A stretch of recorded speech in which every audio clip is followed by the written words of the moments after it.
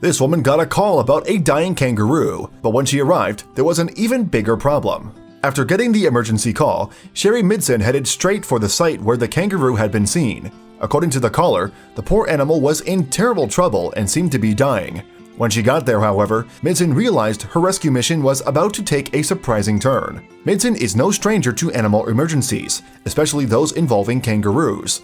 In fact, she and her husband specialize in looking after baby kangaroos known as joeys. Indeed, the couple keep rescued joeys at a site near their property in New South Wales, Australia. The enclosure provides a temporary home for joeys that have been wounded or become separated from their mothers.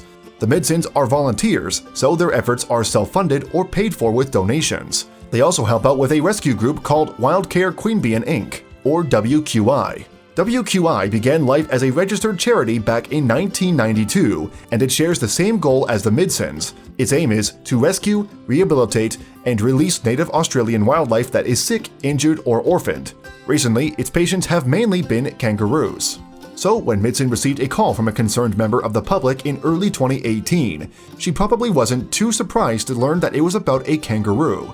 Some homeowners had found the animal on their property, and it was in serious trouble. So, with no time to waste, Midson and her husband sped to the scene to help. Unfortunately, despite their efforts, it was too late for the kangaroo. When the Midsons got there, the animal was already dead, and it seemed like the rescue mission was a failure. There was one thing, however, that Midson knew she needed to check: whether the kangaroo's pouch was moving. Midson's husband, who has been recording the attempted rescue, captured the moment that she investigated the pouch. It turned out that while it had been too late to save the kangaroo's life, she was in fact a mother, and her joey was still alive. Heartbreakingly, the baby kangaroo was still trying to suckle from his mother, despite her being dead. This presented its own problems, as Midson explained to the National Geographic in May 2018. The little boy was still attached, and "you can't just pull the baby off," she said. "You can damage their mouths," she continued, "so we cut the teat off, and a lot of times the baby will let go soon after." After the joey was cut free from his mommy, the Midsons confirmed just how vulnerable the tiny marsupial was. He was tiny. Midson revealed that the joey was roughly a month old and weighed just 9 ounces. Baby kangaroos need to be around 17 ounces before they're strong enough to survive on their own. With this in mind, Midson made the joey an artificial pouch and prepared him for transport. Because he was in such a vulnerable position, the joey needed care that even Midson couldn't provide. As a result, she decided to leave the youngster in the capable hands of an even more experienced carer. He would be raised as strong as possible before being released back into the wild. Meanwhile, Midson will continue her volunteer work with other joeys under both her own and the WQI's care. And as a result of bushfires which blighted parts of Australia in February 2018, that workload has increased considerably. In February 2018, WQI's Animal Species Coordinator Helen Stevens told the Canberra Times about the terrible suffering the wildfires have been causing. "All the animals we've found so far have been kangaroos, with burns to their feet, hands, and their pouch," she revealed. "Some of the kangaroos will be in our care for 3 weeks, others for 2 to 3 months. The burns are long-term injuries."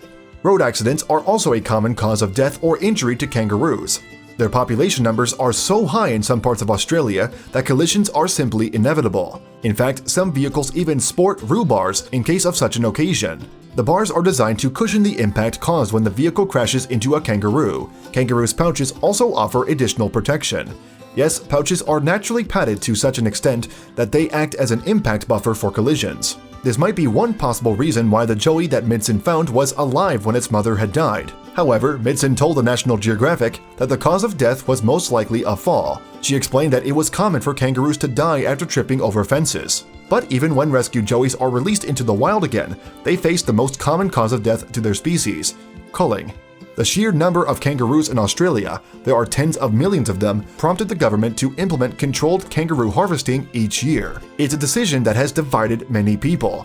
Australian National University's Professor David Lindenmayer spoke to BBC News on the subject in February 2018. Animal welfare people care and protect some animals, but there are so many marsupials, they inhumanely starve to death. University of Technology Sydney's Louise Barignac, on the other hand, is a member of Think, a group which opposes the culls. "The cull doesn't work," she said. "Last year there was a mass die-off of roos, probably due to disease. Some areas are now completely devoid of marsupials."